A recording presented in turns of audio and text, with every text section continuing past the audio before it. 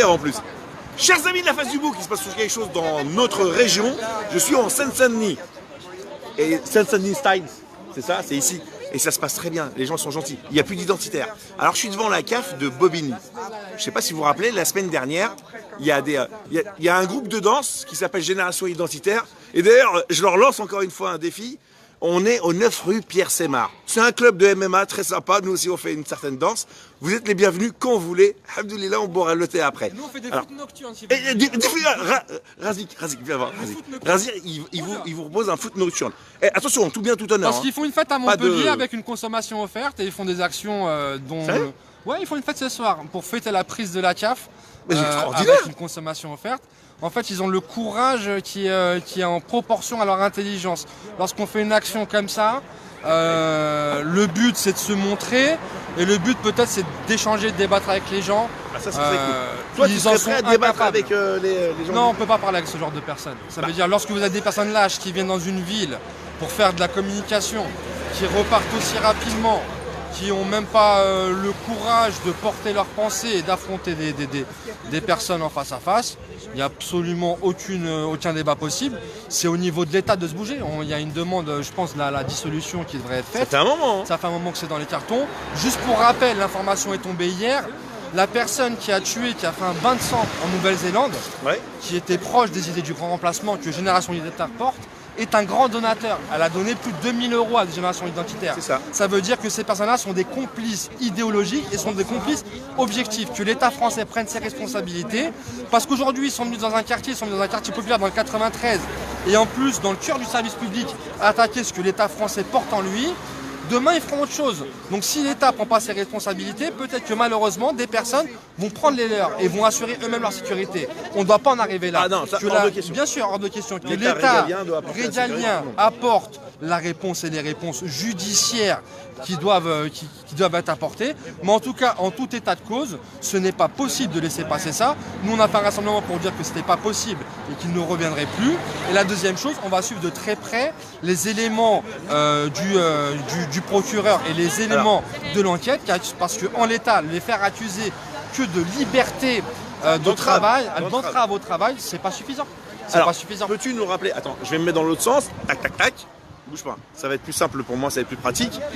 Razik, est-ce que tu peux nous rappeler les faits exactement qui sont produits le 29 mars? Vendredi 29 mars. On est ici pile devant la caisse de la cause familiale de Bobigny, la Seine-Saint-Denis, au 52 avenue de la République à Bobigny.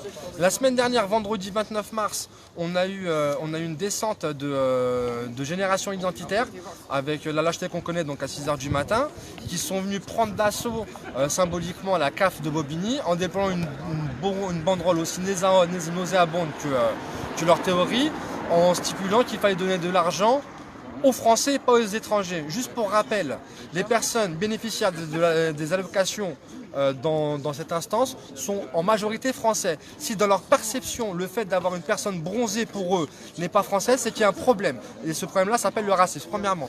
La deuxième chose, ces personnes-là sont restées plus de 3 heures donc, pour essayer de provoquer une réaction de la part de Bobigny. La réaction, ils voulaient nous souhaiter une réaction brutale. Elle n'aura pas lieu parce que nous sommes des personnes matures et sensées. Et nous savons que ces réactions-là ne font que apporter de l'eau à leur moulin. Nous n'apporterons aucun eau à votre moulin. C'est la deuxième chose. La troisième chose, c'est la réponse judiciaire. Ces personnes-là ont été interpellées, ont été donc déférées devant le tribunal qui les poursuit donc pour entrave à la liberté de travail. C'est la troisième chose. En l'état, la réponse judiciaire n'est pas à la hauteur de la provocation. Et enfin, la dernière chose, beaucoup de partis, beaucoup d'officines, beaucoup d'organes travaillent sur l'antiracisme. Où sont-ils aujourd'hui? Où sont les responsables, les leaders de la ville? Où sont l'équipe municipale? L'équipe municipale, si tu peux filmer, il n'y a personne. Ça veut dire même n'importe Ça pose pas de soucis, il n'y a personne qui... Il n'y a personne. Faut dire les choses. On a Abdel Sadi de l'opposition qui est là aujourd'hui présent. On n'a aucune personne du cabinet du maire. On n'a aucune personne de la mairie. On n'a même pas le moindre conseiller à n'importe quelle délégation, au centre de délégation qui est venu apporter notre soutien. Ça veut bien dire ce que ça veut dire. J'espère que les gens vont le retenir.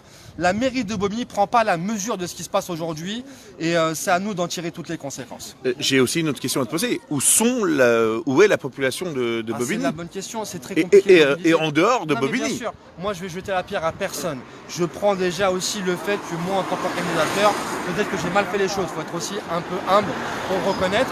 Maintenant, la réalité, c'est que pour réussir à mobiliser en réel et au-delà des mondes virtuels, c'est très compliqué. Ça veut dire lorsqu'on met un événement sur Facebook, le nombre de participants est toujours 2, 3, 4, 5 fois supérieur à la réalité des chiffres. Donc nous aussi, là aussi, je lance la pierre dans le pavé à tout le monde. Ce sont nos parents en fait qui viennent ici. Ce sont nos petits frères, ce sont nos enfants qui viennent ici. Ça veut dire si génération identitaire et n'ont pas de réponse, peut-être que ça va leur donner l'envie de venir, de revenir et de revenir à des heures où le public est présent et de venir peut-être faire le coup, de venir peut-être agresser des gens parce qu'on a connu une époque, heureusement nous on ne l'a pas connu, on a connu une époque où les skinheads étaient en plein Paris. Donc peut-être qu'aujourd'hui c'est une volonté de revenir dans le Grand Paris et de faire le coup. À Lyon ça se passe. Il ne faut pas que ça se passe à Paris et si nous on ne prend pas nos responsabilités, on leur laisse la porte ouverte. Parce que c'est vrai qu'on les voit souvent. Il faut rappeler qu'ils étaient montés sur le toit d'une mosquée à Tours, je crois de mémoire. Ils ont fait des coups d'éclat dans des quicks. Des sandwichs avec du porc à Lyon, ils ont distribué des sandwichs avec du porc à Lille, justement, dans la provocation. Ce sont des adeptes de la provocation. Voilà, ce sont des fachos 2.0 adeptes de la provocation. L'année dernière, dans les Alpes, à la frontière de l'Italie, ils ont mis une banderole avec un filet rouge en disant les réfugiés, go home. Ils tenaient la frontière et ils faisaient en sorte que les migrants apeurés, affamés au risque de leur vie, qui essaient de franchir la frontière, fassent demi-tour. Voilà contre qui on se bat aujourd'hui. Et donc on demande à l'État français la dissolution de ce groupe Génération Identitaire parce qu'au bout d'un moment, lorsqu'on provoque, lorsqu'on met de l'huile sur le feu dans un pays où le vivre ensemble est sans cesse remis en question, on est peut-être en train d'armer nos futurs adversaires. Waouh. Je voudrais juste montrer quelque chose. Alors, il y a des forces de police qui sont là pour nous protéger et je vais sortir une arme, mais une arme légale. Chers amis de la face du bouc, je crois que à 95% vous êtes tous et tous françaises. Je peux vous assurer que les gens de Génération Identitaire, vous pouvez mettre l'élection à minuit sous la neige en déambulateur, ils y vont. Donc, si vous ne faites pas valoir votre droit, votre devoir et votre pouvoir, ça c'est une arme légale, non létale. Et toujours armée. Toujours. Elle est toujours là. Voilà. Donc c'est pour ça qu'ils peuvent aussi se permettre. Je voudrais rappeler des chiffres qui sont réels dans les quartiers dits populaires, comme si c'était populaire d'y habiter. Nous, on échange nos quartiers avec leur hôtel particulier quand ils veulent. 70% d'abstention, Razik. Absolument. Pourquoi? Pour reprendre, il y a un désintérêt, un désamour et au-delà même, il y a un désenchantement du fait politique pour la population. Lorsque certaines personnes ont voté pendant des décennies entières, voire même pendant des générations, et lorsqu'ils ont vu que les politiques mettaient en place l'inverse de ce qu'ils avaient promis, oui. Des illusions, abandon et aussi dichotomie. Lorsqu'on a des personnes qui ne sont pas représentatives, on n'a pas envie de voter pour eux, tout simplement. On prend aujourd'hui une photo de l'Assemblée nationale. Le pays réel n'est pas à l'image du pays légal, pour reprendre des formules qu'on disait au XXe siècle. Alors, voilà, donc il faut peut-être mettre en adéquation à décharge ou à charge en tout cas pour M. Emmanuel Macron, président de la République, ainsi que Jean-Luc Mélenchon, ils ont quand même un petit peu plus coloré l'Assemblée nationale que ce qui était avant. C'est un problème de système, ça dépasse même les personnes qui sont là. Tous les partis en tant que tels ont ce problème-là. Lorsqu'on est obligé de mettre dans la loi la parité pour faire en sorte qu'il y ait autant d'hommes que de femmes, et on n'y arrive toujours pas, certains partis préfèrent payer des amendes. Lorsqu'on voit que les minorités, j'aime pas ce mot, les minorités visibles, sont aussi peu représentées, lorsque l'on sait que le profil moyen d'un député, avant c'était quelqu'un d'âgé, de plus de 60 ans, un mâle, blanc, avocat ou médecin, c'est pas un Français lambda. Donc là aussi, il y a peut-être un problème de représentativité et donc de représentation et donc d'abstention. Donc à nous, les responsables, leaders et surtout aux politiques, de prendre la mesure des choses, parce que lorsqu'on a 80% d'émeutes dans un quartier, c'est pas une émeute, mais c'est pire que ça. C'est qu'en fait le contrat social, le contrat républicain, il est rompu. Donc au bout d'un moment, on court à de graves dangers, il faut prendre la mesure des choses. On a aussi notre responsabilité du fait du laisser faire. Bien sûr. Donc c'est ce que j'arrête pas de vous dire.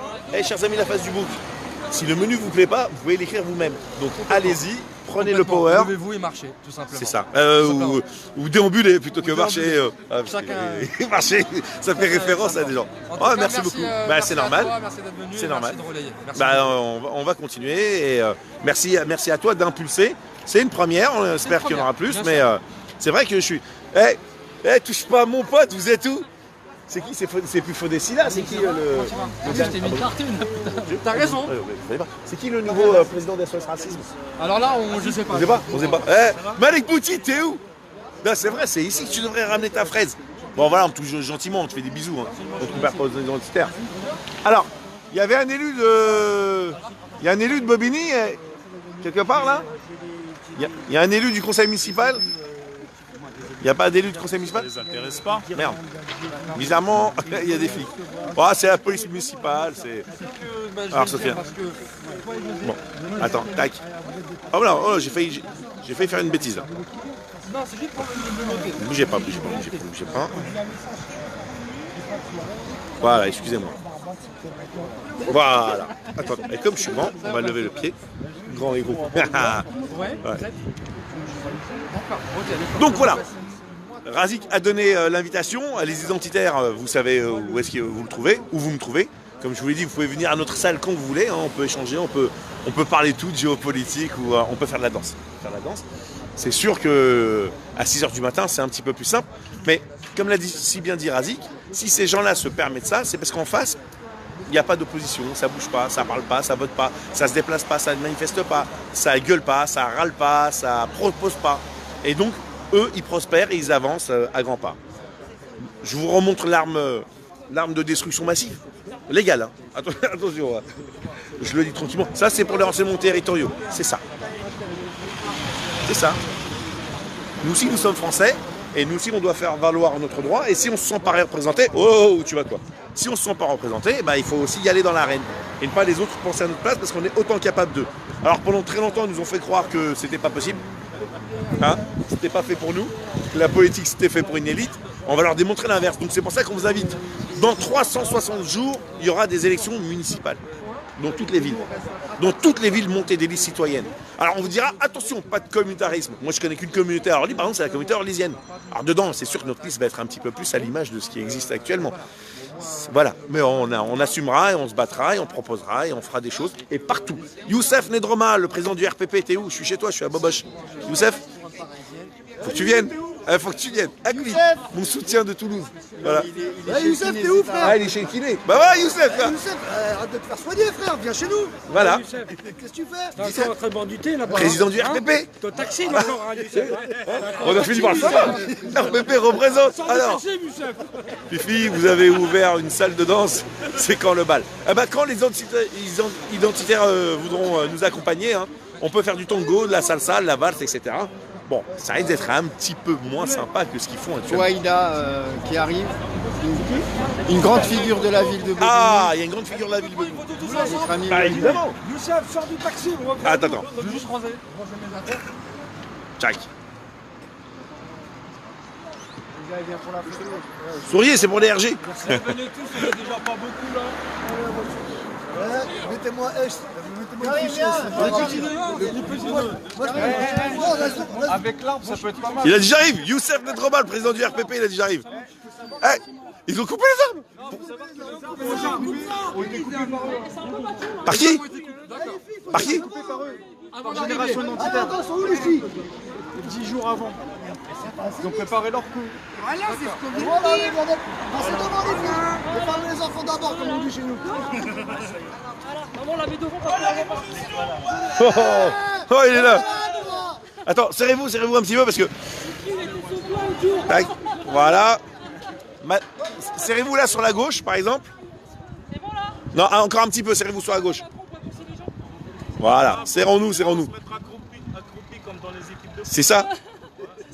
Merci infiniment. Juste avant de partir, je voudrais tous vous remercier d'être venus. Merci infiniment. Pas de soucis. Pourquoi il est caché? C'est une première, c'est un point d'étape. Pour moi, c'était important de marquer le coup, de passer le message Merci, que Lucien. ce qui est passé ne passe pas, ne passera jamais, de bien sécuriser nos quartiers populaires parce que C'est pas un hasard le fait que Génération Identitaire choisisse Bobigny, chef-lieu du 93 en 2019 pour revenir. J'ai pas eu ce souvenir-là, mais il faut savoir que dans les années 80, les skins opéraient des coups, faisaient le coup de poing face aux gens. C'est peut-être un signal pour dire qu'ils veulent revenir. Ils ne reviendront pas, ils ne reviendront jamais, et c'est à nous de nous assurer de ça.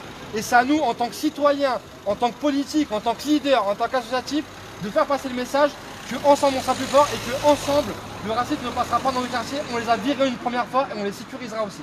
Merci à tous. Merci Razik. J'ai envie de dire Razik président, je te jure. Sur un coup de sens, je suis capable de dire Razik le président. Attends, je vais me mettre comme ça pour prendre le truc. Caisse d'allocation familiale.